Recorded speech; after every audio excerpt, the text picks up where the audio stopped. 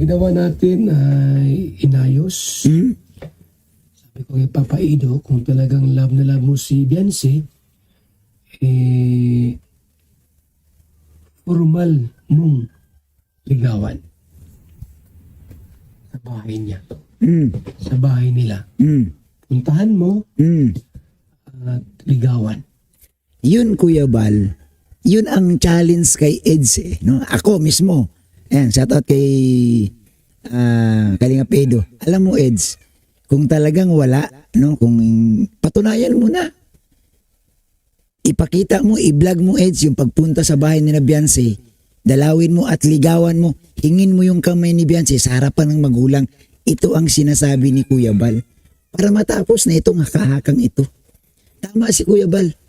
Tama si Kuya Bal na kung talagang mahal mo si Beyonce, Kalingap Eds, puntahan mo sa bahay nila at ligawan mo. Ito yung sinasabi ni Kuya Bal.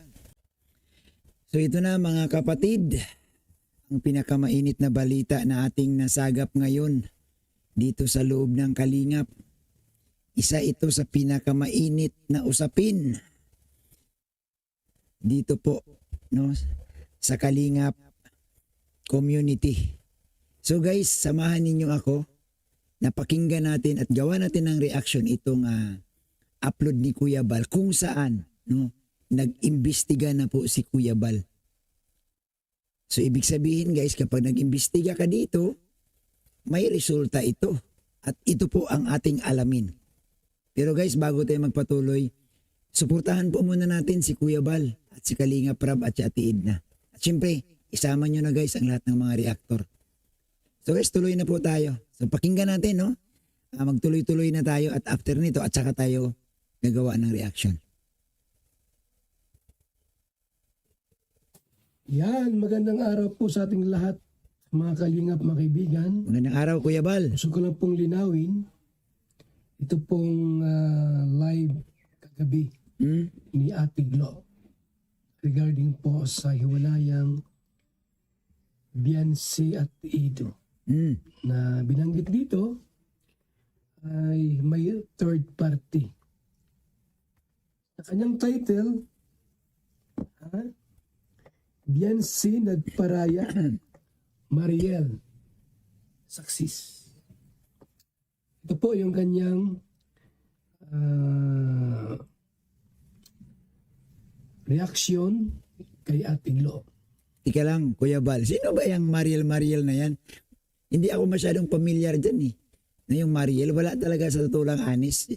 Hindi ko masyadong kilala yung Mariel na yan. Ngayon ko nga lang nalaman dito nga sa binabanggit ni Kuya Bal. Bigyan natin ng linaw. Para po alam ninyo ang mga kwento sa likod ng mga pangyayari. Okay. Okay.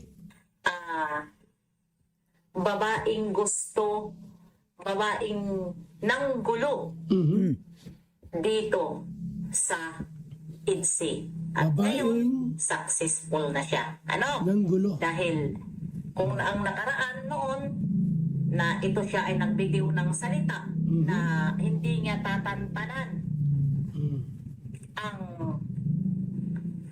incidente, ito na nga, no? Naging successful ang kanyang plano. Yun. So, ang tinutukoy po ni Ate Glo ay si Mariel. Itong Mariel na ito, guys. Pasensya na kayo, guys, ha. Hindi ako masyadong sa kanya eh. Yung, parang ngayon ko lang din siya narinig, no, na itong Mariel na ito. Hindi ko masyadong kumbaga kagaya sa iba na kilalang kilala. Anyway, hindi naman kasi ito siguro, hindi man siguro ito Kalingap Angels eh. Ang kilala ko lang yung mga Kalingap Angels talaga eh. Pero yung mga pribadong babae, wala akong knowledge pagdating dyan. Si Mariel ay beneficiary po ni Papa Ido. Tinulungan. Beneficiary. Beneficiary ba ito? Ang alam ko kasi ang beneficiary si Arjin. Ang matandaan ko guys, na nalilink din kay Ido, ito chismis. Pero na ano to kay Ido nung araw eh, na si Arjen na para bang binabanatan din si Beyonce nito, no? Pasensya na po ako, nabanggit ko kasi ang natandaan ko lang si Arjen. Ido. At maraming mga nagsasabi na ito pong si Mariel ay juwa. Nako, eh baka naman may katotohanan yan. Ay maglabas kayong ano, no? Maglabas kayong katibayan kung talagang magjuwa yan, no? Si Mariel, ito, binabanggit nga ni Kuya Bal, no? Girlfriend daw ni Papa Ido. Nako, may daw. Nako Kuya Bal, pag may daw, nako mukhang tagilid tayo dyan. Kanyang mga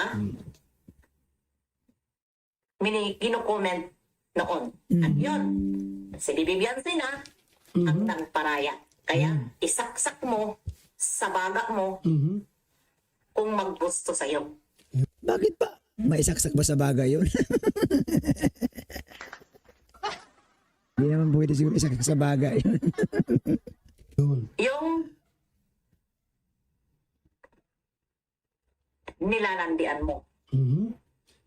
So, alam niyo po, no? Sinuri natin lahat. Inalam ang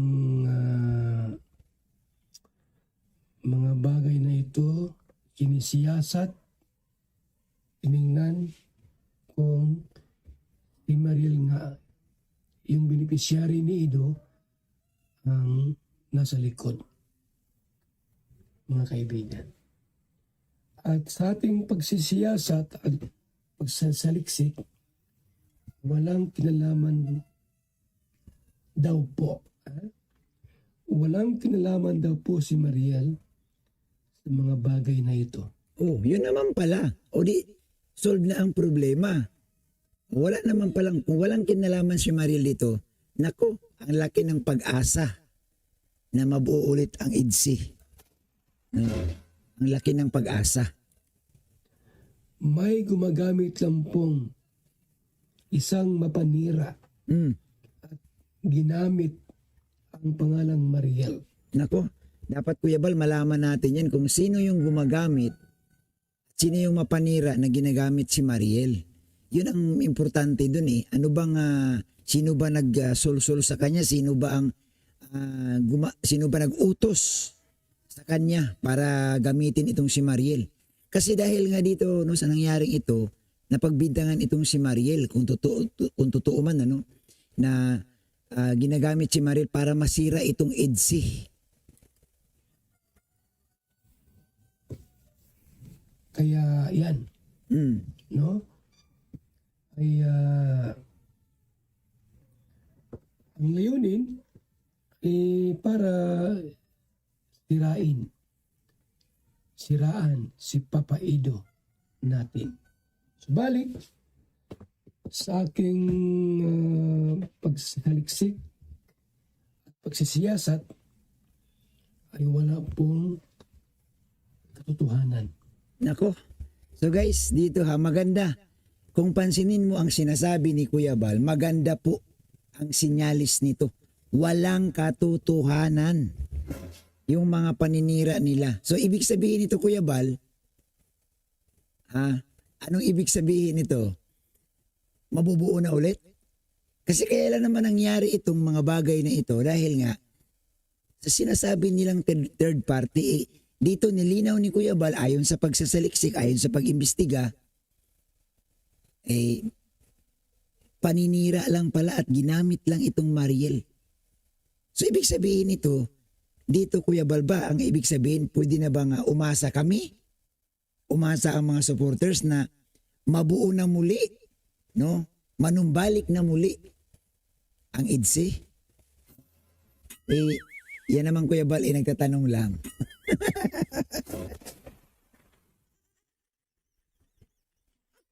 Nililinaw ko lang Kuya Bal kung may maasahan na ba kami. O, tuloy. Na si Ido ay may juwa. Or, juwa niya, no? Itong si Mariel, mga kaibigan. Ang dahilan, kung bakit po nagkaroon ng misunderstanding at problema between Beyonce and Edo. Sapagkat, alam mo na, bilang isang lalaki, gumagawa ng isang paraan na kahit ayaw ng isang babae. Hirap sabihin lahat. Subalit, mga kaibigan, dumating po sa punto na para bagang natutukso Nako, itong si Papa Edo. nako. So, paano yan? Ano ibig sabihin itong sinasabi ni Kuya Bal na dumarating ang panahon na natutukso itong si Papa Edo? Nako, parang kinakabahan ako dito, Kuya Bal, sa ano mo sa pronouncement mo, Kuya Bal, itong salitang natutukso, guys, mapanganib ito. Kasi ang salitang tukso, may kanta nga di ba? Tukso, layuan mo ako. Ang salitang tukso, guys, hindi yan sa umpisa lang yan okay, pero sa katagalan, gulo yan Tuloy natin si Kuya Bal. Sa kanyang minamahal na si Beyonce. Nagnakaw ng halik. Nako, ano ibig sabihin nito? Guys, analisahin natin sinasabi ni Kuya Bal. Analisahin natin itong sinasabi ni Kuya Bal. Itong si Papa Edo Itong si Papa Edo daw, sa kanyang minamahal na si Beyonce. ulit. Gusto kong ulitin yung Problema between Beyonce and Edo. Sapagkat, alam mo na, bilang isang lalaki, gumagawa ng isang paraan na kahit ayaw ng isang babae. Hirap sabihin lahat. Subalit, mga kaibigan, dumating po sa punto na para bagang natutukso itong si Papa Edo sa kanyang minamahal na si Beyonce. Nagnakaw ng halik.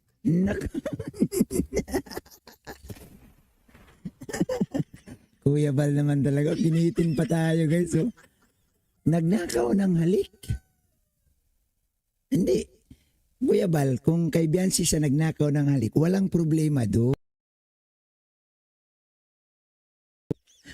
Walang problema kahit magnakaw siya ng halik kay Beyonce kahit 3 bisis pa. O, ang problema dito, Kuya Bal, kung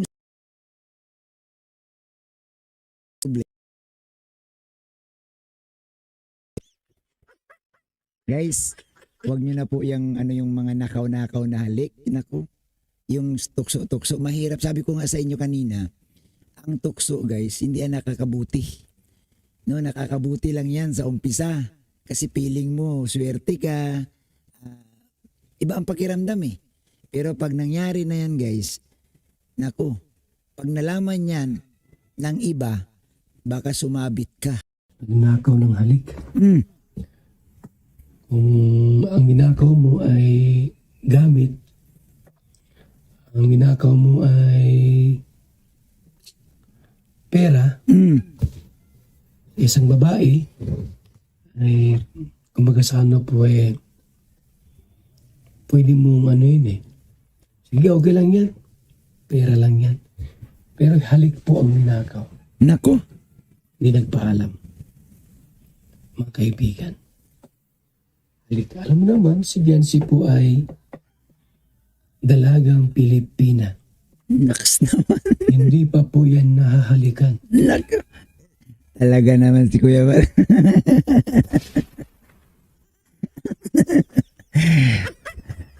Tuloy natin, guys. Alam mo, guys, good vibes si Kuya Bal Yan, kita nyo naman si Kuya Bal Pilit pinapakalma ni Kuya Bal ang inyong mga pusong galit na galit. Oh. So, nagsumbong doon sa mama. Ma, inalikan ako ni Papa Ido. Akala ko mama, love team lang. Yun. So, ibig sabihin pala guys ni Kuya Bal, grabe si Kuya Bal mag-imbestiga. Ibig sabihin dito guys, ang dahilan pala ng kanilang hindi pagkakaunawaan itong nakaw na halik. Itong nakaw na halik. Para bang ang sinasabi ni Kuya Bal, ninakawan ng halik at sa madaling sabi, nagsumbong si Biancy sa mga magulang. O tuloy pa natin. So, ang ginawa natin ay inayos. Sabi ko kay Papa Ido, kung talagang love na love mo si Biancy, formal mong ligawan sa bahay niya. Sa bahay nila. Puntahan mo at ligawan. Yun Kuya Bal, yun ang challenge kay Eds no? Ako mismo. Ayan, shoutout kay Kalinga Pedro. Alam mo Eds, kung talagang wala, no, kung patunayan mo na, ipakita mo, i-vlog mo Eds yung pagpunta sa bahay ni Biancy, dalawin mo at ligawan mo, hingin mo yung kamay ni Biancy sa harapan ng magulang. Ito ang sinasabi ni Kuya Bal para matapos na itong hakahakang ito. Tama si Kuya Bal. Tama si Kuya Bal na kung talagang mahal mo si Biancy, Kalingap Eds, puntahan mo sa bahay nila at ligawan mo. Ito yung sinasabi ni Kuya Bal. Alam mo sa totoo lang, ang mga magulang ni Biancy wala namang magawa yan eh. Kapag seryosuhin mo at ligawan mo si Biancy, wala na silang magagawa. Sa panahon ngayon, hindi na po pwedeng turuan nila yung kanilang anak kung ano ang dapat gawin. Alam na po ni Biancy yan. At sigurado ako, matutuwa si Biancy at isa si Biancy sa mga babae na maging masaya kapag hiningi mo na Eds ang kamay ni Biancy sa kanyang mga magulang. Tama si Kuya Bal. Kuya Bal, palakpakan natin si Kuya Bal guys.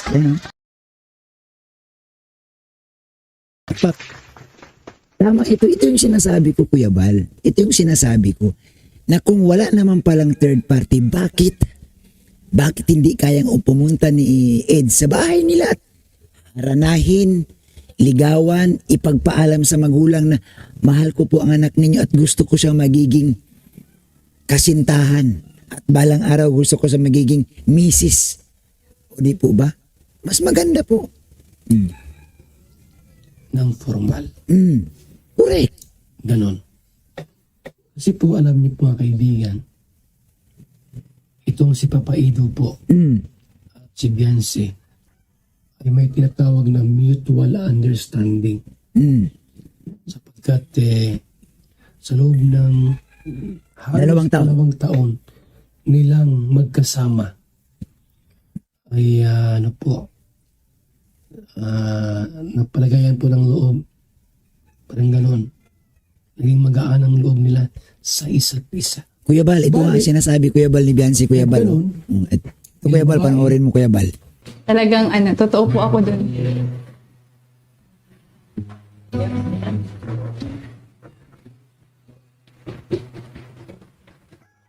Naging totoo po talaga ako sa kanya, kuya. Totoo pong nagkagusto po talaga ako kay kuya. Yan po, Kuya Bal. Makikita mo pa lang dyan, inaamin na ni Biancy talaga na nagkagusto ako kay Kuya Ido. So wala namang problema talaga. Kasi ang babae na mismo, ang umamin na may gusto siya. Ang tanong na lang, makikinig ba Kuya Bal or susundin ka ba ni Kalingap Ido? Nang sabi mo nga, pupunta siya sa bahay nila at formal naman ligaw. Challenge ito Kuya Bal kay Papa Eds. Challenge kay Papa Eds ngayon. Kasi ang sabi nga ni Kuya Bal, pupuntahan sa bahay, suyuin, ligawan, ipagpaalam sa magulang. Ang tanong, susunod kaya si Kalingap Edo? Susunod kaya? Dalagang Pilipina, pangit naman yung magnanakaw ka ng halik. Kaya yun ang nagiging simula. So muli po, walang third party. Naku, walang third party. Walang third party po. Guys, anyway ha, salamat kay Kuya Bal sa paglilinaw. Guys, malaki ang tsansa para sa akin na analisahin natin. Analisahin nating maigi ito, ha? Lalo na doon sa mga nambaba sa akin na sinisiraan ko daw, si Ido. Analisahin natin guys. I-analyze natin maigi. Ang sabi ni Kuya Bal, walang third party. At dito sa pinakita ko na umamin si Biancy na may gusto siya kay Eds, ano pa ang problema? Sino ngayon ang may problema? Walang third party.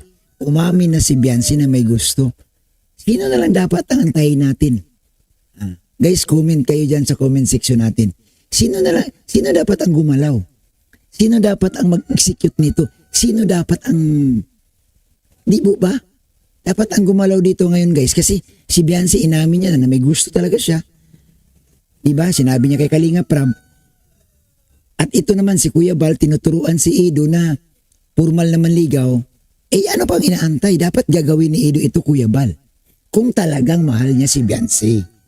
Di po ba? Ang sabi nga ng iba, mahal man ni Papa Ed si Biancy, wala nang problema. Pero ang tanong, manligaw kaya si Papa Eds?